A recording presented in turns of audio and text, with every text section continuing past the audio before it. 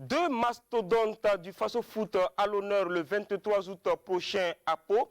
La 27e édition de la Super Coupe AJSB mettra aux prises Raimo FC et Salitas FC sur la toute nouvelle pelouse synthétique du stade municipal de Pau. Les préparatifs vont bon train, tant pour les deux protagonistes que pour l'AJSB qui entend rendre une copie parfaite de cet événement hautement footballistique. Et pendant ce temps, Lazare Bansé et Amadou Traoré sont à l'intérieur du pays à la course pour la conquête de l'électorat, dans la course donc à la présidence de la Fédération burkinabé de football. Vous aurez un portrait croisé des deux candidats dans cette émission et également portrait croisé des deux candidats, focus de deux clubs, l'USFA et l'ASFA Yenenga sous les feu des projecteurs d'Intégral Foot. Et pour vous entretenir, je reçois sur ce plateau notre consultant Issouf Fayaman.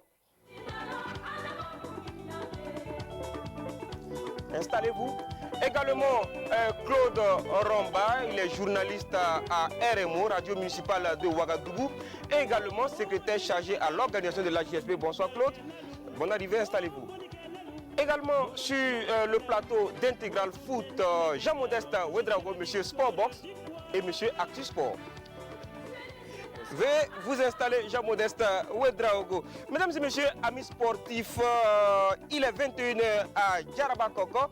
C'est dans les cascades et c'est l'heure d'Intégral Foot sur la RTB.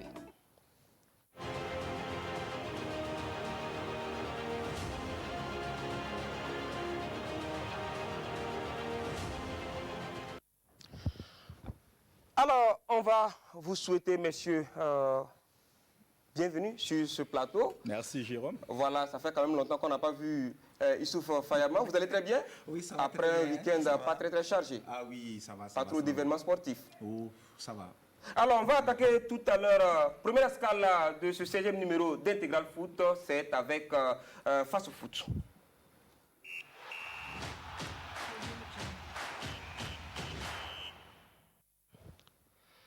Voilà, qui de Raimo FC ou de Salitas FC va succéder à l'AS Sonabel au palmarès de la Super Coupe AJSB. L'AS Sonabel, donc vainqueur de la 26e édition de la Super Coupe AJSB Bobo 2019. La réponse au coup de sifflet final de la 27e édition, le 23 août, au stade municipal de Pau, à jour J-6. La JSB est en plein dans l'organisation de ce rendez-vous footballistique national placé sous le très haut patronage de son Excellence M. Rochma Christian Kaboré, président du FASO. Mercredi dernier, la JSB a rencontré ses membres au cours d'une conférence de presse à Ouaga, le point avec Césaire Carrefour et Mariam Ouattara. La JSB en route pour Pau. Après Bobo en 2019, c'est la ville de Pau qui accueille l'édition 2020 de la Super Coupe AJSB. Cette 27e édition, placée sous le patronage du président du FASO, marquera également l'inauguration du stade de Pau. Face aux hommes des médias, la JSB rassure que tout est fait pour que Pau 2020 soit une fête comme à l'accoutumée. Nous sommes allés donc le 6 à Pau. On a rencontré le haut commissaire de la province. On a rencontré le maire de Pau. On a rencontré le commandant de l'académie militaire Georges Namouanou. On a rencontré le commandant du camp Thomas Sankara. On a rencontré le Popin. Pour que toutes ces personnalités-là puissent nous aider, non seulement dans l'organisation, mais aussi dans la mobilisation. Naturellement, la pandémie à coronavirus s'est invitée au débat, actualité oblige. Une fois de plus, la JSB rassure quant au respect des mesures barrières. Le nombre de spectateurs sera soumis à l'appréciation des autorités sanitaires. Il y aura du gel hydroalcoolique à l'entrée du stade et la distanciation physique sera respectée. Pour la 4e année consécutive, l'ONATEL est le partenaire officiel de la Super Coupe AJSB. Une collaboration que l'Office national des télécommunications place sous le sceau de sa responsabilité sociale. ONATEL, c'est plus de 9 millions de clients. Soutenir la JSB avec cette Super Coupe, c'est pour que nos 9 millions de clients et toute la population burkinabé puissent profiter de ce cadre que la JSB crée et que l'ONATEL accompagne. Voilà pourquoi je vais inviter la population de Pau à sortir nombreuse pour que ce jour-là, le stade soit plein. La 27e Supercoupe AGSB 2020 opposera Raimo FC à Salitas FC le 23 août prochain sur la pelouse du stade de Pau. Cette édition sera également un hommage à feu Mustapha Labli Chombiano, décédé le 6 avril dernier. Merci Mariam Ouattara. Claude Romba, vous êtes le secrétaire chargé donc, de l'organisation au sein de l'AJSB. On l'a dit dans le reportage, la Supercoupe va opposer Raimo FC à Salitas FC. Pourquoi cette opposition-là? Il faut dire que c'est très simple, hein, cette opposition, parce que vous savez qu'à cause de la Covid, le championnat a été arrêté, également aussi la Coupe du Faso, alors qu'habituellement ça oppose donc le champion en titre et le vainqueur de la Coupe du Faso. Mais là, pour cette fois-ci, bon, on sait que c'est le championnat qui a été totalement annulé. On s'est référé donc à la décision de la saison dernière. Du coup, champion, c'était Raimo qui avait fait le doublé. Et pour se conformer au texte également de la Fédération burkinabé de football qui a privilégié le championnat national. Donc c'est le deuxième du championnat qui est pris en compte. Donc voilà pourquoi c'est très simple. C'est Raimo et Salitas qui sont d'ailleurs les deux représentants burkinabés en campagne africaine. Donc du coup, oui, mais ça donne une très belle affiche. En 2019, Raimo était champion, l'AS Sonabel était finaliste qui a joué la finale de la Supercoupe. Non, ce que je dis, on s'est arrimé, donc la GSB, lors de son assemblée générale à Koudougou, a décidé de s'arrimer également avec la Fédération burkinabé de football, qui est quand même la fêtière donc, du sport roi au Burkina Faso, donc se mettre donc, au niveau donc, des textes de la Fédération burkinabé de football. C'est ce qui explique qu'aujourd'hui, ce n'est pas l'AS Sonabel qui est là et que c'est plutôt l'équipe de Salitas qui hérite donc de cette situation-là. Et puis bon, il faut dire que ça a été une recommandation faite également par les entraîneurs du Faso Foot qui ont demandé de privilégier le championnat national au cas où il y aurait donc doublé championnat coupe d'un club. Donc pour nous également, si c'est la compétitivité qu'on recherche, évidemment, on s'allie à cela parce que également la Supercoupe, il faut le dire, ça ouvre la saison, donc ça doit être une belle affiche et donc pour nous et également on voit que c'est une affiche alléchante qui donc prouve que les entraîneurs ont eu raison d'aller dans ce sens. Vous êtes d'accord avec cette disposition de l'AJSB, M. Fayama? Moi je trouve quelque part que c'est assez légitime parce que quelle que soit la forme, même si on voulait privilégier autre chose, on sera carrément en déphasage avec ce qui a été comme, en tout cas ce qui a été retenu comme décision finale par la fédération. Vous savez que quand la saison ne va pas à terme, il faut forcément se référer à ce que la réglementation a prévu. Et je pense que il n'y a rien de tel que de s'aligner sur, en tout cas, ce qui a été comme, disons, il faut même dire que cette décision, elle est assez réfléchie. Parce que vous imaginez un instant si la GFB faisait sortir notre décision qui opposerait un autre club qui n'avait pas été aligné, disons, qui n'avait pas été dans le cas de soit l'AS Sonabel ou bien Salitas.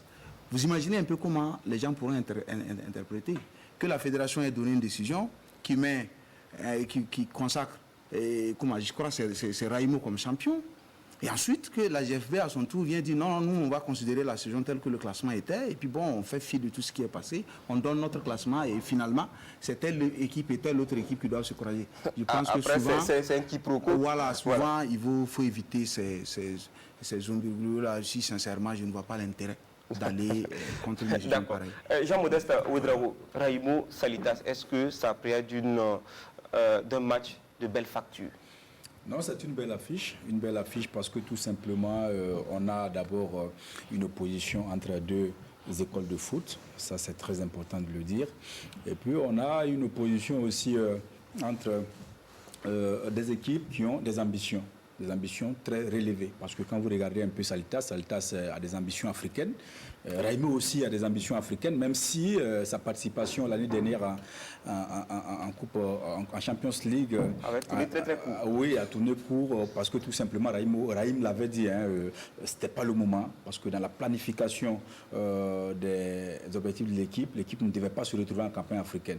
Mais comme les choses se sont, enfin on va dire que ça tournait un peu en faveur de Raimo. Raimo s'est vu un peu surpris. C'était un champion surpris. Mais bien sûr, puisque Raïm a toujours dit que être champion, c'est pas vraiment l'objectif du club. Et puis finalement, à un moment donné, Raïm se rend compte qu'il n'y a pas d'adversaire en tant que tel. Les autres équipes n'étaient pas vraiment au-dessus. Et puis bon, ils sont champions. Je crois que c'est d'abord une opposition vraiment de belle facture, parce que dans l'effectif de Raimo, vous avez des garçons très très intéressants à voir. Et puis cette équipe de Raimo a recruté de nouveaux joueurs. Il y a aussi l'entraîneur de l'ASFB, Gueffard.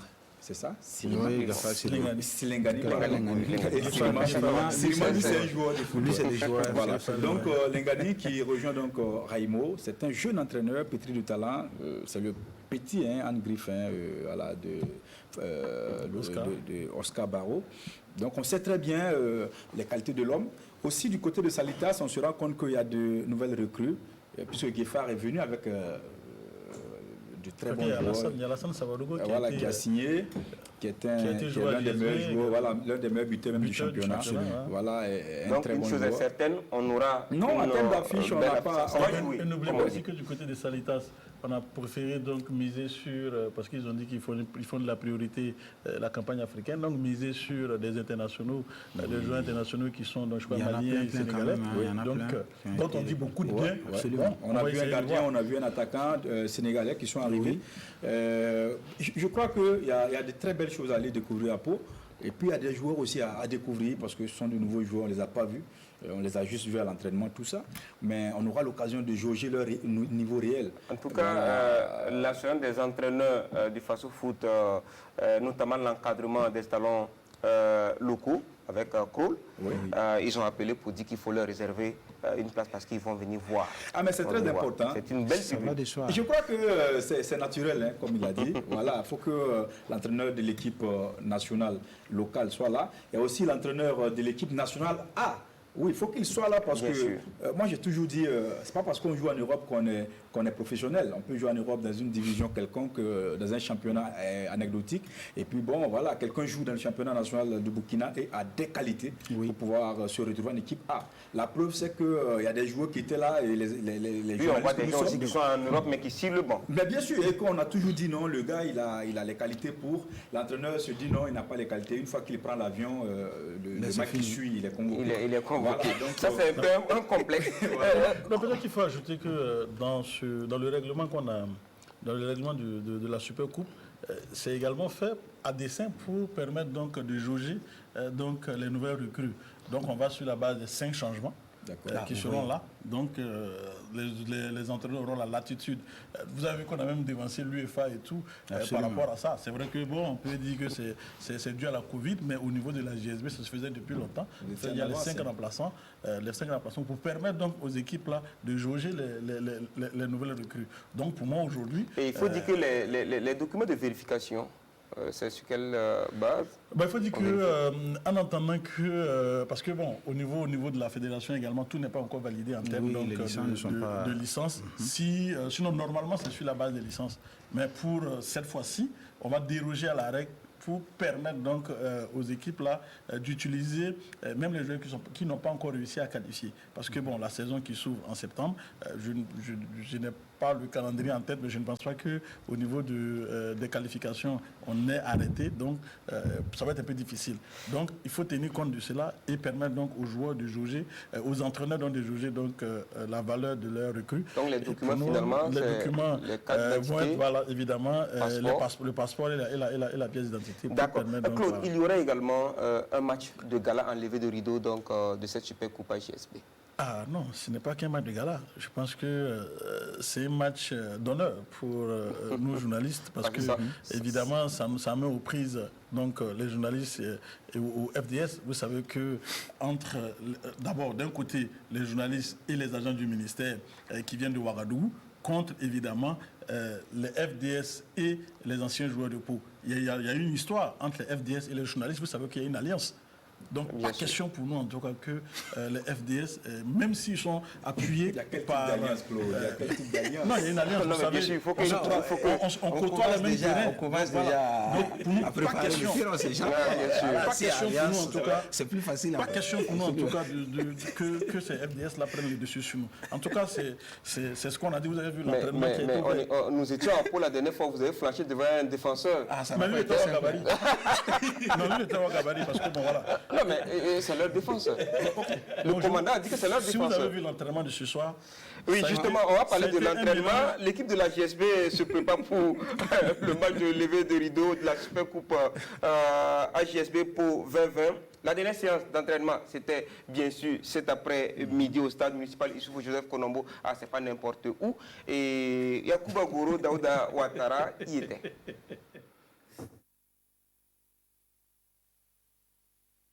D'abord, nous sommes passés pour encourager l'équipe des journalistes sportifs.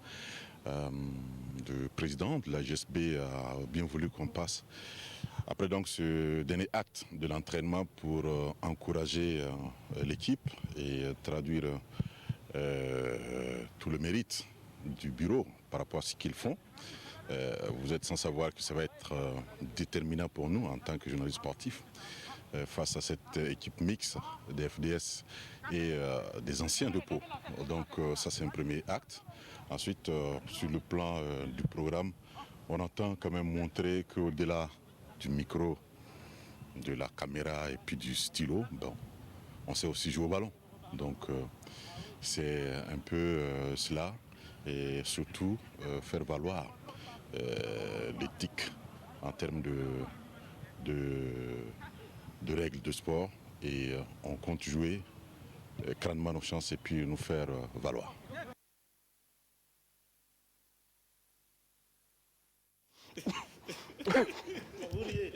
Non. Je vous donne ça a été un mélange un peu de Pep Guardiola avec Mourinho, parce que l'attaque style Barça, oui, mais avec plus d'efficacité, avec une défense. Quand vous dites Barça, c'est pas très rassurant. Non, l'attaque du Bayern avec une dose d'efficacité.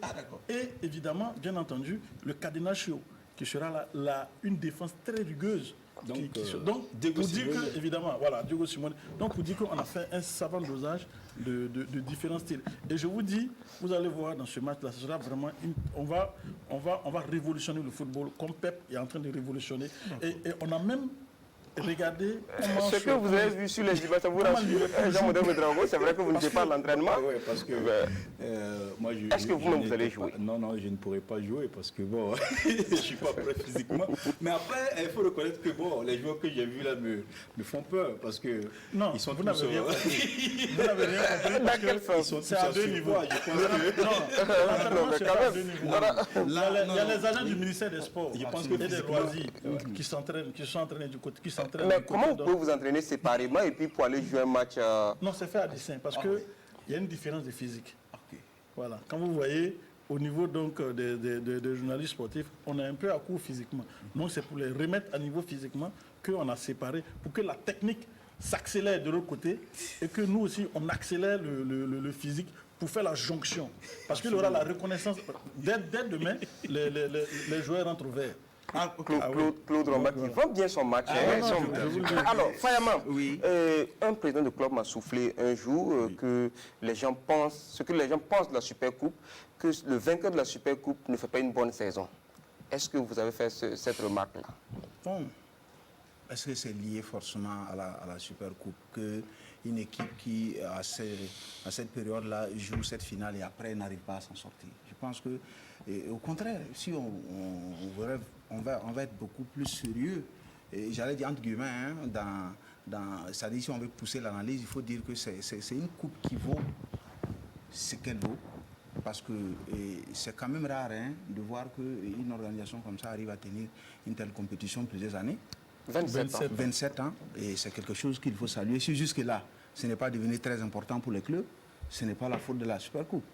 Voilà, donc je pense que c'est au club de s'organiser, sinon dire comme ça, a priori, que c'est parce que, voilà, par malchance, ceux qui gagnent la Supercoupe n'y vont pas loin. Je pense que peut-être qu'ils n'avaient pas le barrage pour. Sinon, je voulais me permettre de faire une petite analyse par rapport donc aux athlètes que j'ai vus en échauffement. Et je vais parler de l'équipe des journalistes. En fait, une chose est sûre, la masse musculaire n'est pas un problème. Maintenant, non, ça c'est sûr. Maintenant, moi, mon inquiétude, c'est comment... On a Edmond Tapsoba en ligne qui va nous rejoindre tout à l'heure. Edmond Tapsoba, vous pouvez venir. Voilà, je disais donc que pour ce côté, on n'a pas beaucoup de soucis à se faire. Pour ceux qui veulent voir du spectacle, une chose est sûre, il y a du spectacle. Imaginez-vous un corps de rugbymen sur le terrain du football.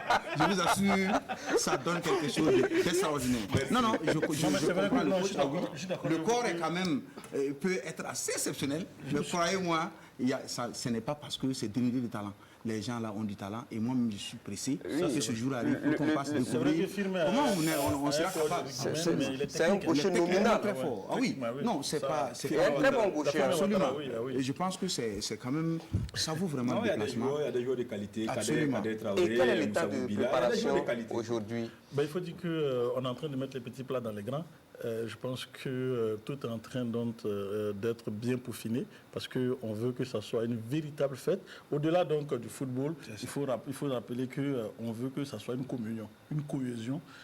Donc il faut dire que tout le monde s'y met. Du côté de Pau, le comité d'organisation que nous allons croiser très, très prochainement, nous avons déjà croisé une première fois. D'ailleurs, nous allons profiter pour remercier le directeur provincial du sport, le haut commissaire, le commandant du camp, donc Thomas Sankara, le commandant la mairie de Pau, le commandant donc de Georges Lamoineau. Donc voilà, c'est l'académie, le Popet qui a décidé, qui va prendre le brassard ce jour-là. Donc c'est pour dire que tout le monde est mobilisé, tout le monde est donc fin prêt pour attendre donc les deux équipes et évidemment toutes les personnalités qui y seront.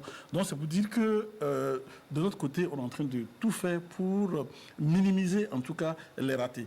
On sait que rien ne peut être parfait, mais on fera tout pour minimiser en tout cas les ratés. Et comme on a dit, ouverture des stades à partir de 12h.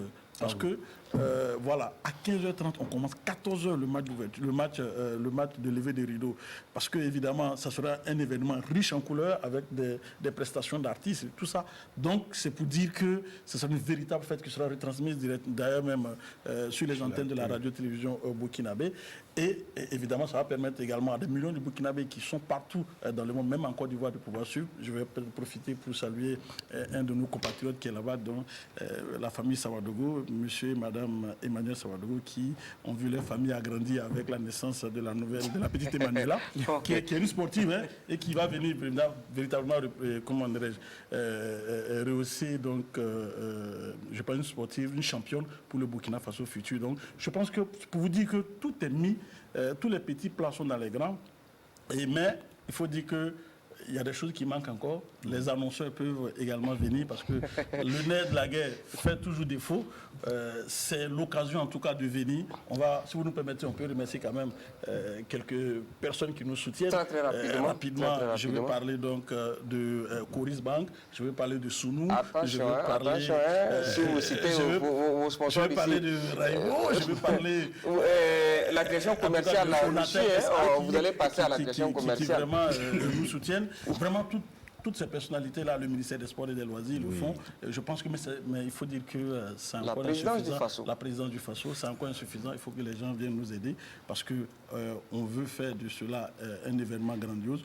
Mais il faut rappeler que la GSB lutte contre la gratuité. Et donc, il aura un prix d'entrée. Voilà. important. Donc, merci beaucoup à vous, Claude Romba, secrétaire. On va remercier toujours, qui est notre avion, qui voilà. D'accord, voilà, vous êtes tout beau là-dedans. Alors, on va vous dire merci et on va recevoir tout à l'heure même Edmond Tapsova que nous attendions. Donc, il est là, mais en attendant de le recevoir, la course au fauteuil présidentiel de la FBF, le sprint final est lancé. Tout se joue entre Amadou Traoré et Lazare Bonsé. Une chose est certaine, les deux candidats sont dans la lutte pour séduire l'électorat pour leur programme. Mais qui sont-ils? Un portrait croisé avec Jean-Modeste Ouedraogo. Deux hommes pour un fauteuil, celui de la présidence de la Fédération burkinabé de football. Le 22 août prochain, à Bobo Gulasso, l'un des prétendants sera porté à la tête de la fêtière de football burkinabé. Amadou Traoré ou Lazare Bonsé, bien malin qui saurait le prédire. En attendant, l'heure est à la chasse aux électeurs à moins d'une semaine de l'Assemblée générale élective. Autant le dire, les deux hommes ont le profil du poste. Que retenir des deux candidats? Premier à annoncer sa candidature, Amadou Traoré, homme d'affaires prospère à la tête de plusieurs entreprises, est également un grand amoureux du ballon rond. D'abord joueur, ensuite dirigeant du Rail Club du Kadiogo, puis fondateur de l'Académie Foot Plus, l'homme est un fin connaisseur du football national. Sous sa direction, les Faucons ont enregistré 3 titres de champion, une Coupe du Faso et une Super Coupe. En 2017, il démissionne du Rail Club du Kadiogo et prend la tête du Majestic SC. Du haut de ses 63 ans, Amadou Traoré est un homme d'expérience. Il propose un programme baptisé Action Vitale afin de revitaliser le football burkinabé. Son programme donne la priorité aux acteurs et place les dirigeants des clubs au cœur de ses actions. Si Amadou Traoré veut revitaliser le football burkinabé, le candidat Lazare Bonsé, lui, veut faire du Burkina Faso une grande nation de football. Lazare Bonsé, 58 ans, est un administrateur chevronné dont les compétences managériales sont reconnues au-delà des frontières. Sur le plan sportif, Lazare Bonsé était transfuge de l'étoile filante de Ouagadougou. Président du conseil d'administration des Bleus et Blancs. De 2008 à 2018, il remportera 2 titres de champion, 3 Coupes du Faso et une Super Coupe. Une belle moisson qui témoigne de son sens de la culture du résultat. Soutenu par le président sortant, Sita Sangaré, Lazare Bonsé se définit comme le candidat de la continuité. Son programme, bâti autour de 8 axes, défend les principes d'un football altruiste qui met en valeur les acteurs à la base. Comme on peut le constater, 2 visions sont en compétition pour occuper la tête du football burkinabé. Amadou Traoré ou Lazare Bonsé, la vérité des urnes, c'est le 22 août au Palais de la Culture de Bobo Gulasso. Merci Jean-Modeste Ouedraogo. Alors, vous avez sans doute les échos de la campagne. Est-ce que cela se déroule dans l'esprit de fair play? Oui, ça se déroule très très bien. On a eu quelques informations par rapport au candidat Amadou Traoré qui était donc à Kaya, il était à Doré, il était à Tenkodogo. Il a voulu aller à Zignaré. Après, on apprend qu'il n'a pas été reçu par le président de la Ligue du plateau central. Mais je crois que tout se déroule bien parce que chacun essaie de vendre son programme avec les différents staffs. Le candidat Lazare Bonsé, lui, a envoyé plusieurs délégations à Wayuguia, à Fada, à Tenkodogo également, à Dédougou seulement ce dimanche. Je crois que lui-même est en tournée dans le Grand Ouest, voilà, donc pour essayer de séduire aussi l'électorat. Tout se passe bien, tout se passe bien. Maintenant, il revient aux électeurs de voir qui est le meilleur parmi les deux. D'accord. Fayama, qu'est-ce que vous retenez finalement du processus électoral depuis le début jusqu'à maintenant?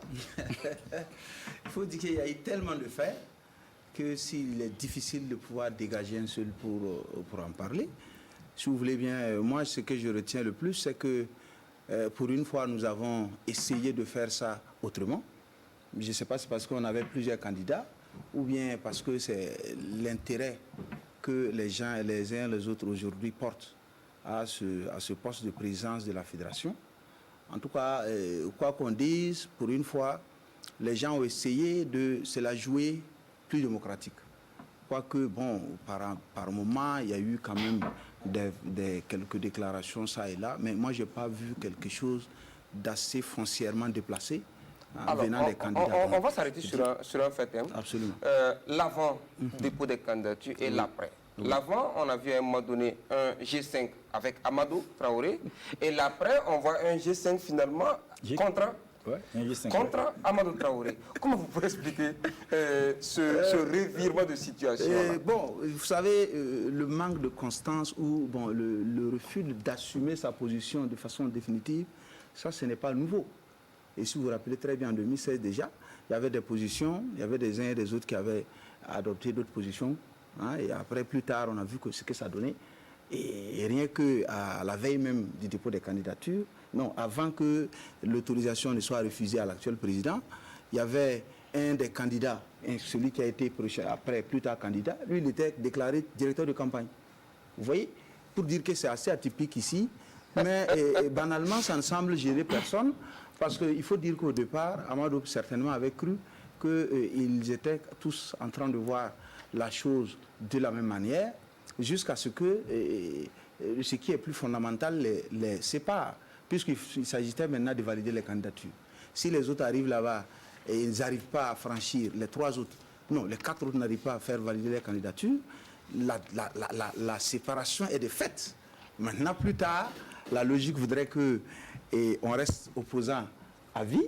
Malheureusement, les revirements de position, ou bien, si vous voulez, le fait d'être dans un camp et dans un autre du jour au lendemain, étant collé au Burkinabé, je suis presque sûr que c'est ça qui s'est réveillé en chacun d'entre eux.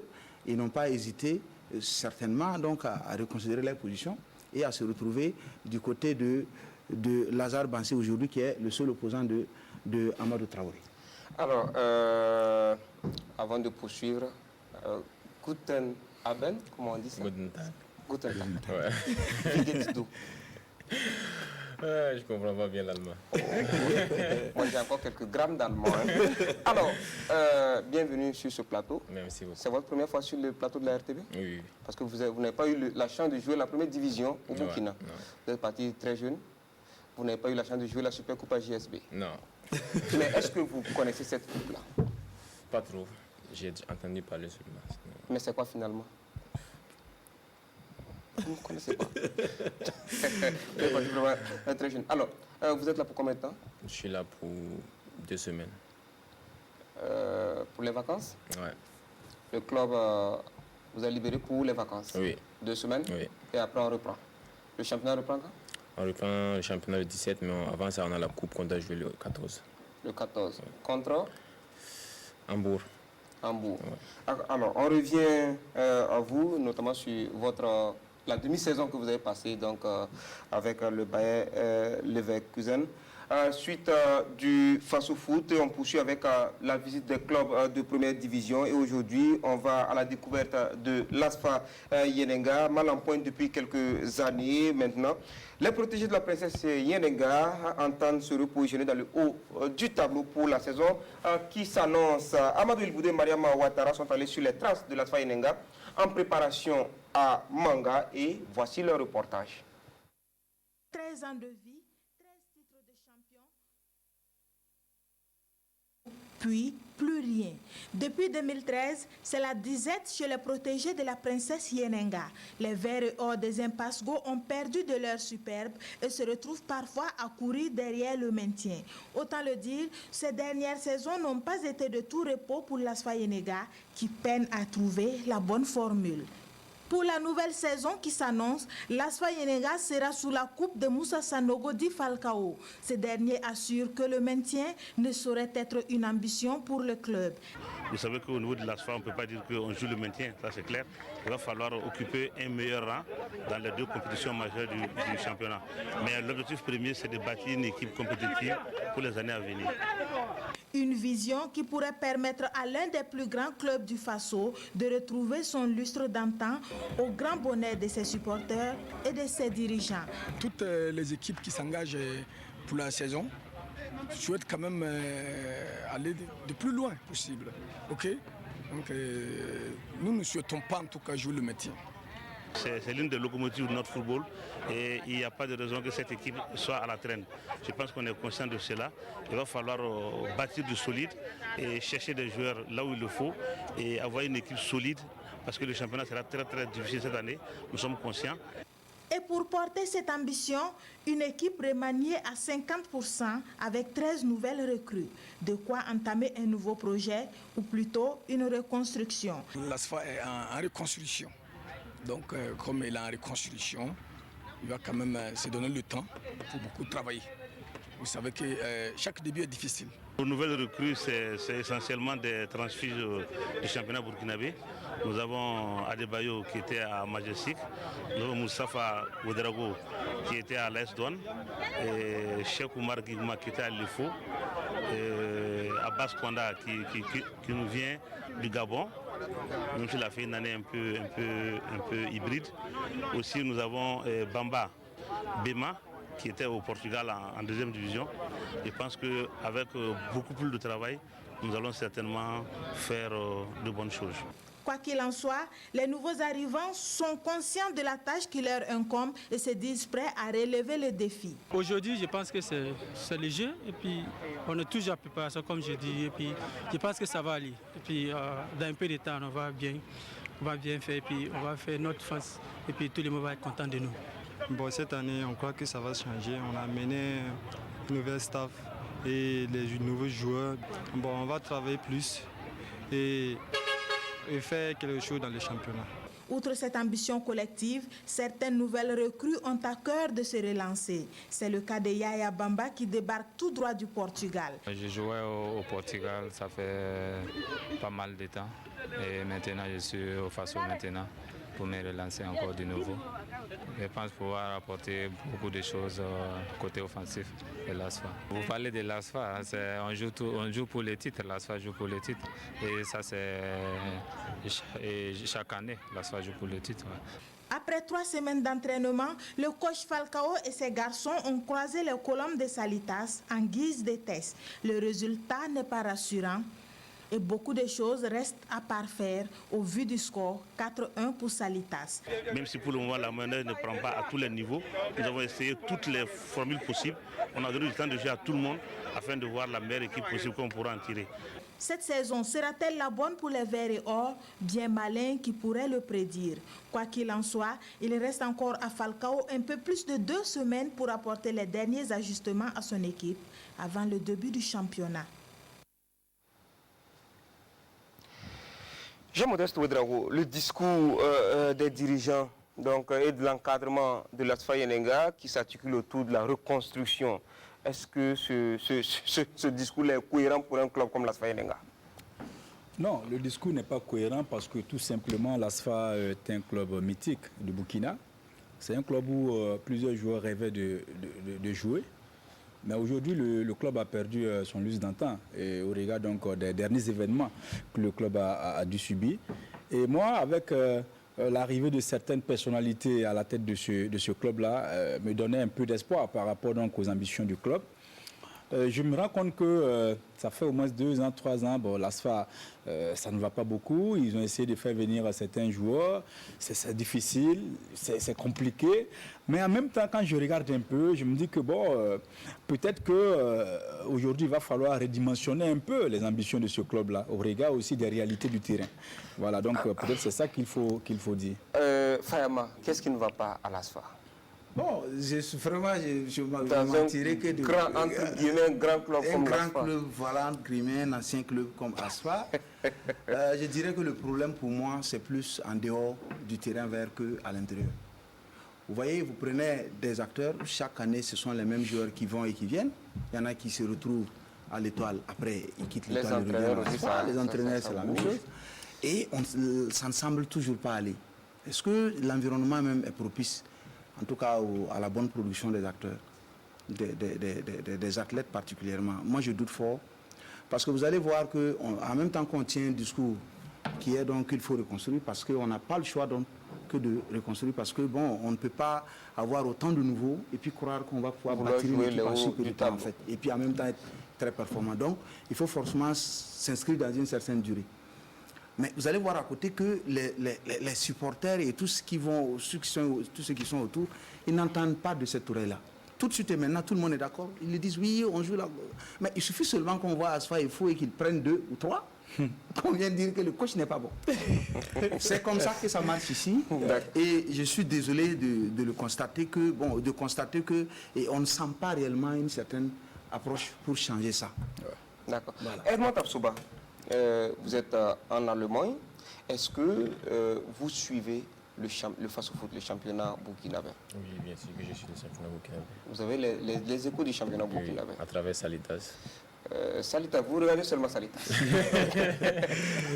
Parce que c'est de là que vous venez. Oui.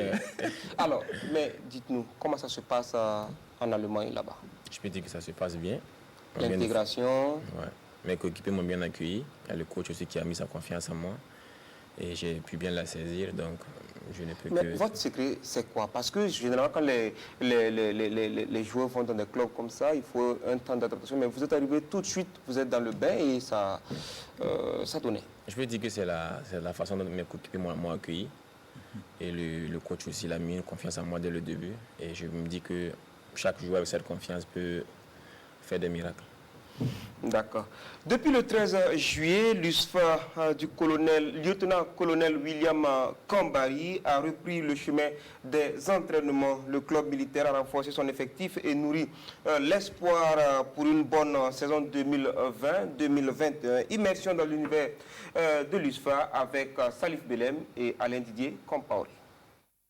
À l'instar d'autres clubs du championnat, l'Union sportive des forces armées USFA est en pleine préparation pour le championnat 2020-2021. Fidèle à sa tradition, le club militaire veut jouer à nouveau les premiers rôles cette saison. Pas cacher les objectifs de l'USFA. L'USFA, c'est le haut du tableau qui nous intéresse et fait mieux en Coupe du Faso. Bon, le championnat, ça va se disputer, donc il y a beaucoup d'équipes qui sont prêts cette année, qui ont le niveau du championnat, mais nous allons nous battre pour avoir un bon classement dans ce championnat. Pour être à la hauteur de ces ambitions clairement affichées, les militaires n'ont pas lésiné sur les moyens, malgré les contraintes budgétaires. Dans l'axe, nous avons recruté Maxime qui vient de la douane, et Dao Majestic, et en milieu de terrain, nous avons recruté Dianda, et sur le côté, nous avons Pikou qui vient de COSAF, et Nana aussi qui vient de la douane. Et nous avons recruté un attaquant en deuxième division, qui était en deuxième division l'année dernière, la saison dernière plutôt avec Léopard, qui a voulu bien nous rejoindre pour nous apporter un peu plus sur le plan offensif. Club discipliné et sans trop de problèmes salariales, l'USFA a de quoi attirer les joueurs pour l'atteinte de ses objectifs cette saison. Je suis venu à l'USFA d'abord parce que le projet m'a intéressé. J'ai eu à discuter avec le coach, le président et le secrétaire sportif. Le projet m'a intéressé, voilà pourquoi je suis arrivé ici. Pour pousser ce qu'ils avaient fait l'année passée et pour pousser vers le haut encore. Je crois à l'effectif que les dirigeants ont fait les sélections. Je crois à l'effectif. Il y a beaucoup de joueurs qui ont joué le championnat plus de 7, 10 ans, 5 ans. Voilà, il y a beaucoup de joueurs expérimentés. Voilà, je pense que ça peut aller. J'ai confiance d'être titulaire parce que je suis un battant. Voilà, je suis un battant, voilà. Je vais me donner pour gagner ma place. Bon, il y a la concurrence, mais c'est ça qui fait évoluer. Comme on est jusqu'à 4 défenseurs, bon, il faut se battre pour mériter la place. Donc, ça nous redonne l'envie de travailler encore et puis de redoubler d'efforts. Pour l'entraînement du jour, toute l'attention est focalisée sur les derniers remparts. Toutes de nouvelles recrues. Les gardiens sont sous la houlette du coach Rachid Compaoré, lui aussi venu du RCK. C'est des gardiens que je connaissais. Je les connaissais tous. J'ai préparé certains d'entre eux pour l'équipe nationale. Et aujourd'hui, on se retrouve ensemble. Donc ça veut dire que je les connais tous. Donc je pense que pour ce côté-là, je n'ai pas je n'ai pas grand chose à faire. Mais c'est comme ce que j'ai dit, il faut toujours creuser. Voilà, tant que quelqu'un qui cherche, il faut toujours chercher des trucs pour pouvoir les aider à évoluer. Qu'à cela ne tienne, chaque gardien dit s'attendre à la concurrence, mais mettra tous les atouts de son côté pour taper dans l'œil de l'entraîneur. La concurrence sera rude, parce que pour un joueur, du matin jusqu'au soir, c'est la concurrence. Dans la vie même quotidienne, comme c'est là, c'est la concurrence. Donc, je suis quelqu'un, bon, je n'ai pas peur de la concurrence. On va travailler, avec le travail, bon, on verra, le meilleur va jouer. Dans un club de football, une place n'est jamais acquise, une place n'est jamais donnée. Et chacun se bat pour avoir la place qu'il mérite. Et je suis là, je me battrai pour avoir la place de numéro 1, c'est tout. On sait que le Faso Foot, c'est un tremplin, c'est suivi au monde maintenant. Donc, j'ai juste travaillé à être le meilleur parmi les siens d'abord au Burkina.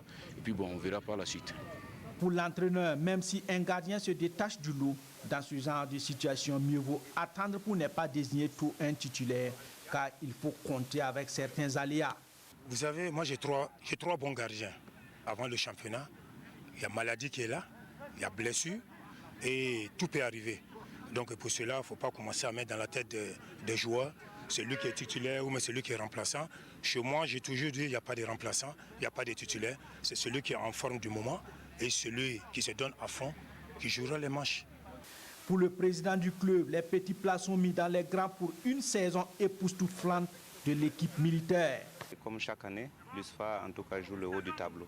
Nous allons rester derrière ceux qui sont en tête et puis on verra après le sprint final. La force de l'équipe cette année, c'est que nous avons gardé déjà un noyau et nous avons renforcé avec des gens qui étaient déjà très performants dans leurs différents clubs. Et en plus de ça, nous avons une mobilisation qui se fait sentir au niveau des supporters et on a l'appui du commandement. Donc je me dis que tout ça, mis les uns dans les autres, on fera une bonne saison. En 58 ans d'existence, l'Union sportive des forces armées totalise 4 coupes du Faso, 3 super coupes et 6 titres de championnat, dont le dernier en date remonte en 1998. Ça, c'était déjà pas hier. Alors, on voit que l'USFA est quand même plus ambitieuse. Oui, l'USFA n'a pas le choix donc que d'être plus ambitieuse. Vous savez, c'est l'une des rares équipes à avoir une certaine stabilité. Vous avez vu, c'est rare d'entendre que l'USFA, on a 3 mois d'arriéré ou 4 mois d'arriéré. Oui, après, c'est pas le même statut. Oui, malheureusement, ce sont des détails qui comptent quand on connaît la réalité du footballeur burkinabé. Déjà, que ce qu'on donne le plus souvent ne permet pas de couvrir, de faire face à toutes les charges et de se motiver pour bien jouer.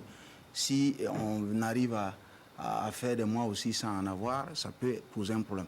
Et l'autre fait aussi, c'est que l'USFA montre une certaine maturité au fil du temps. Je ne sais pas, c'est de l'environnement dont j'ai parlé. Vous avez vu que même le président de la section football que j'ai salué au passage, le colonel William, qu'est-ce qu'il a dit? Le lieutenant-colonel, je m'excuse. Il a dit qu'ils peuvent compter sur l'organisation qui se fait autour du club et puis le commandement. Vous voyez, quand on est structuré comme ça et qu'on a le sens de cette discipline-là, qu'on arrive à s'organiser après, on ne peut que réussir. Peut-être que tout de suite et maintenant, ça va pas être... ils pourront peut-être pas être champions, je ne les dis pas, hein, je souhaite qu'ils soient champions. Même s'ils ne sont pas champions, vous allez voir que et plus tard, on pourra regarder derrière ce qui s'est passé et on pourra s'appuyer encore sur ça pour reconstruire pour l'avenir. Ce qui n'est pas forcément le cas un peu partout. Hein. Vous savez très bien, vous connaissez un peu la réalité de nos clubs. D'accord, on va souhaiter bon vent à l'USFA et à l'ASFA Yenenga et on va aller voir ce qui se passe sous d'autres cieux en matière de football et c'est dans la rubrique Page Inter.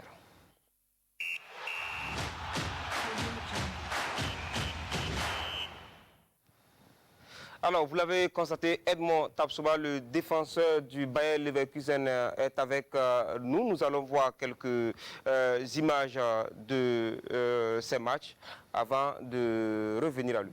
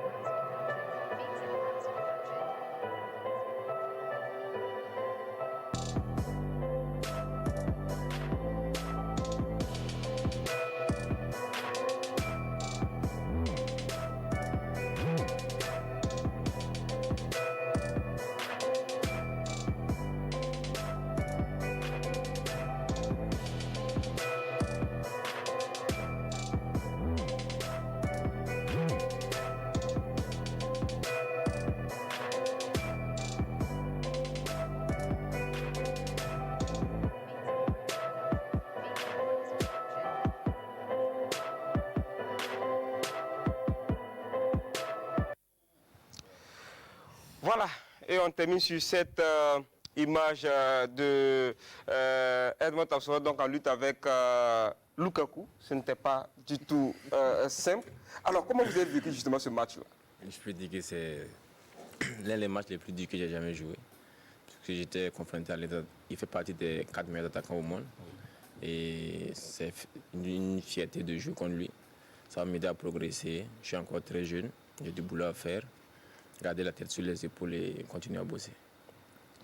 Ce que c'était pas simple. Ouais. Quand on voit surtout l'action. Je peux dire que c'était pas vraiment simple, puisque il est rapide, costaud et il a de l'expérience. Mais quand vous montez, vous savez que ce monsieur-là, vous allez devoir le tenir pendant le match. Qu'est-ce que vous dites dans la tête? Bon, je me dis que je dois rester concentré à 100%, puisque la monnaie va se payer cash. Et aussi, je dois beaucoup compter sur le soutien de mes coéquipiers. Oui. D'accord. Alors, on revient à vous tout à l'heure. Deuxième journée de la Jupiler première Pro League, pardon. Il y avait un face-à-face entre Hervé Kofi Kouakou et Issa Kaboré. La rencontre a tourné à l'avantage du club donc, de Issa Kaboré. Mali donc, qui a disposé de Mouscron, 1-0. Pour la deuxième journée de la Jupiler Pro League, le club de Bruges a retrouvé toutes ses couleurs. Il décroche sa première victoire de la saison après son succès 4-0 sur la pelouse d'Eupen. Les troupes de Philippe Clément ont ouvert le score à la première occasion franche. Sur la pelouse de Birchot, Toussoudali et ses coéquipiers ont offert un deuxième succès de rang à la nouvelle promue. Au classement, Birchot rejoint Charleroi en tête de la Jupiler Pro League. Le Racing Genk est accroché à domicile par Louvain de Dylan Ouedraogo, titulaire pendant la rencontre. Le match s'est soldé par le score d'un but partout. Au stade Le Canonnier, Mouscron de Hervé Kofi a croisé les crampons face à Malins de Issa Kaboré dans un match de taille. Mais la rencontre a tourné à l'avantage de Malins. Score final, 1-0. Le Sporting de Charleroi bat Ostende 1-0, but marqué à la 76e minute par Kavé Rezeille. Sur ses propres installations, Anderlecht force la main de Saint-Truden à Rose Park Stadium. 1-0, c'est le score au coup de sifflet final. En déplacement, Courtrai défait la Gantoise par le score de 2-1. Ce soir, le Standard de Liège du Burkinabé, Abdoul Faisal Tapsoba, a mis Beveren en déroute. Score final, Standard de Liège 2, Beveren 1. Après 2 journées, Mali donc est 6e avec 4 points. Hervé Kofi Kouakou et Mouscron sont 14e avec 1 point. Il faut dire que le championnat se joue à 18 clubs. Les deux Burkinabés étaient titulaires et ont joué 90 minutes. C'est bon pour nos deux Burkinabés, notamment avec Hervé Kofi Kouakou qui a prolongé avec Lille, mais qui reste en prêt pour avoir du temps de jeu. Non, c'est une très bonne chose parce qu'un joueur a besoin de compétir, il a besoin vraiment de jouer. Et je crois qu'à Lille, il est un peu barré par Mac Mayen, c'est un peu compliqué pour lui. Donc du coup, d'abord il était à chose au Portugal, il a fait une saison là-bas avant de revenir et puis il repart à Mouscron. Moi je pense que c'est une bonne chose, ça va lui permettre d'être vraiment en compétition. On a vu les 2 premiers matchs où il était excellent, il a même fait partie donc de l'équipe type lors de la première journée et c'est à saluer. Et je crois également que Et il faut préciser que le but qu'il a pris c'était sur pénalty. Oui, c'était sur pénalty, effectivement. Pardon? Après avoir stoppé, oui. 2 reprises. 2 reprises. D'accord. Alors, il en est même pour Issa Kaboré qui a signé avec City, mais qui est tout le temps et qui est toujours en prêt. Voilà. Je pense que c'est important. Vous savez, on ne peut pas, faut pas se leurrer. On ne s'attendait pas à ce que Issa Kaboré tout de suite et maintenant intègre l'équipe type de Manchester City. Nous, tout ce qui nous intéressait, si on appartient au club, c'est comme c'est un athlète, un jeune comme ça qui a besoin de progresser, il faut le faire jouer. Il n'y a rien de tel donc que de se retrouver dans une équipe où quand même vous allez voir qu'il va jouer régulièrement. Et quand une équipe et quand un joueur est assez régulier sur le terrain, il ne peut que se s'améliorer au fil du temps. Tout à fait. Voilà. D'accord. En Final 8 de la Champions League, l'on retiendra l'humiliation du FC Barcelone, pulvérisé 8-2 par un Bayern Munich flambant, et la qualification surprise et héroïque de l'Olympique lyonnais face aux Citizens, le point avec Alain Didier Compaoré. Les quarts de finale de la Ligue des Champions ont livré leur verdict avec des surprises et une déculottée. Ainsi, 25 ans après sa dernière demi-finale, le Paris Saint-Germain accède de nouveau à ce niveau de la compétition. Mené dès la première période par Atalanta, Paris a eu son salut en toute fin de match grâce à Marquinhos à la 90e minute et surtout à Eric Maxime Choupo-Moting à la 93e. Une autre sensation de ces quarts de finale exceptionnels est l'élimination de l'Atlético Madrid. Sans complexe aucune, Leipzig s'est offert le scalp de l'Atlético et assuré sa place en demi-finale. Après une première période sans but, les Allemands sont les premiers à ouvrir le score à la 51e minute grâce à l'Espagnol Dani Olmo avant que João Félix remette les pendules à l'heure à la 58e minute par un penalty. À la 87e minute, suite à une attaque rapide, le jeune américain Tyler Adams, aidé par Stéphane Savic, envoie Leipzig pour la première fois en demi-finale d'une Ligue des Champions. La déculottée de ces quarts de finale vient de l'opposition FC Barcelone-Bayern Munich. Qualifiés de l'affiche de ces quarts de finale, les Bavarois ont humilié la bande à Lionel Messi. Le calvaire des Catalans a commencé dès la 4e minute par Thomas Müller. Mais Alaba marque contre son camp à la 7e minute. Score 1-1. Puis Perisic, Gnabry et encore Müller permettent aux Allemands de mener 4-1 à la pause. À la reprise, Luis Suarez redonne de l'espoir aux siens, mais c'était sans compter avec la détermination des coéquipiers de Manuel Neuer. Il creuse l'écart par Kimmich, Lewandowski et par Philippe Coutinho 2 fois. Score final 8-2. Une autre surprise et non des moindres de ces quarts de finale est sans doute l'opposition Manchester City-Lyon. Les Gones ont déjoué les pronostics en s'imposant 3-1 devant les Sky Blues de Pep Guardiola. L'Ivoirien Maxwell Cornet est l'auteur de la première réalisation en reprenant une balle contrée par la défense des Citizens. 1-0 à la pause. À la reprise, les coéquipiers de Fernandinho poussent et Lyon finit par rompre à la 60e minute par l'inévitable Kevin De Bruyne. Rudy Garcia lance alors Moussa Dembélé à la place de Memphis Depay. Un coaching gagnant puisque Dembélé à 2 reprises trouve les fonds de filet et Lyon mène 3-1 au score. Un score qui ouvre les portes des demi-finales pour les Gones 10 ans après. Ainsi, en demi-finale, on aura 2 duels franco-allemands. PSG Leipzig le mardi et Lyon Bayern Munich mercredi.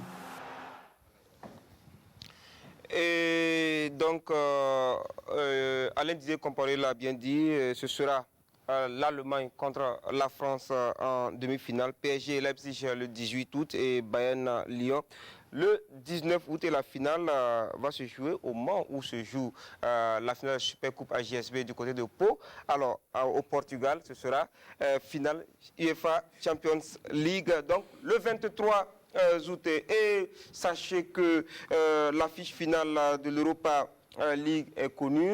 Séville s'est qualifié aux dépens de Manchester United et l'Inter de Milan grâce à un doublé de Lukaku a pulvérisé Donetsk 5-0. Finale donc Séville-Inter de Milan. On revient sur ce plateau pour parler de Edmond Tapsoba. Vous le suivez, Écho des pros, vous suivez Edmond Tapsoba. De très près. Alors, un mot sur... De très près, non. C'est un garçon très sérieux, très intelligent, appliqué. De très belles relances, belle anticipation, bon jeu de tête. Il a les qualités pour devenir un grand défenseur mondial. Si vous avez un surnom à lui donner, ce serait? Non, pour moi, c'est Zak Soba. Il mérite le nom Zak Soba. Il est le chef de la famille. Rapidement, 30 secondes. Moi, j'allais peut-être dire que jusqu'à présent, on ne voit pas tout de lui. Hein. Vous savez, c'est quelqu'un qui sait aussi monter avec la balle. Il sait servir très loin un joueur. mais malheureusement, dans le système actuel de leur entraîneur, il faut sortir en construction. Et vous voyez, ça l'oblige à jouer court. Pourtant, je sais très bien qu'il peut sauter les lignes. Le jeu long, et voilà, il peut le faire. Voilà, très rapidement. Merci Fayama. Alors, Edmond Tapsoba, on vous annonce au Real Madrid, on vous annonce au Barça. Finalement, votre avenir, c'est quoi? C'est où? Bon, je ne sais pas. Moi, pour l'instant, c'est de continuer à travailler. Travailler à grandir. Oui, à grandir, progresser et voir ce que nous est l'avenir. Merci d'être venu sur ce plateau malgré votre calendrier très chargé. Merci à Youssouf Fayama et à tous ceux qui nous suivent depuis Djarabakoko. Voilà. Et merci à Jean-Modeste Ouedraogo. Merci à l'équipe de réalisation. Bonsoir chez vous.